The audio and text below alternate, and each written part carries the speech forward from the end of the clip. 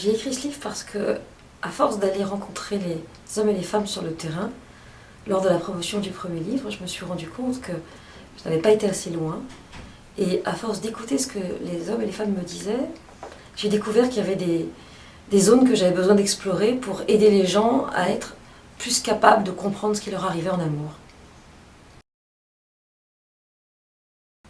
Donc les liaisons impossibles sont toutes les histoires dans lesquelles vous plongez sans réfléchir, avec des partenaires qui sont condamnés à terme pour plein de raisons, parce qu'ils ne sont pas libres, parce qu'ils n'ont pas l'intention de se libérer, parce qu'ils sont accros à une substance.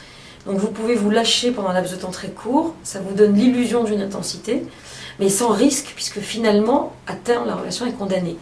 Donc ça vous donne l'impression de vivre des passions, et en réalité, c'est une prise de risque complètement calculée.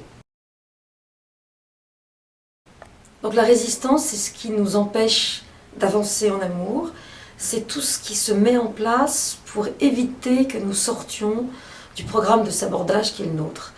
Donc en fait, souvent, beaucoup d'êtres humains font couple avec leur résistance, et ils s'entendent très bien tous les deux, et toutes les histoires s'écroulent, et toutes les tentatives de changement s'écroulent, parce que la résistance fait en sorte de bien vous laisser là où vous êtes, et surtout de ne rien changer.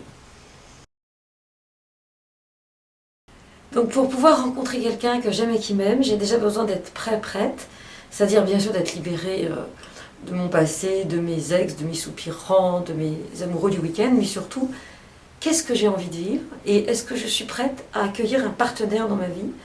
Est-ce que je suis prête à lui faire de la place, à rentrer dans l'intimité et à l'accueillir tel qu'il est, c'est-à-dire pas forcément tel que je voudrais qu'il soit? Eh bien c'est une vraie question. Est-ce que j'ai simplement envie de tendresse ou est-ce que j'ai envie d'une vraie relation profonde? Si je n'ai envie que de tendresse, à mon avis, dans 6 mois, il n'y aura rien de changé.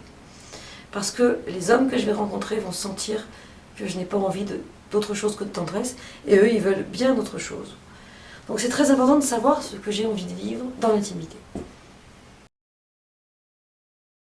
J'ai écrit dans ces livres, je crois, le livre que j'aurais aimé avoir quand j'étais sur le marché. Parce que je manquais d'informations, je me trompais, je faisais des erreurs de base. Des erreurs que j'aurais pu éviter si j'avais été instruite.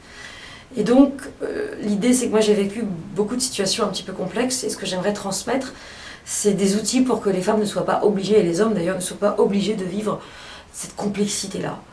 On n'est pas obligé d'en baver des ronds de chapeau pour trouver l'amour.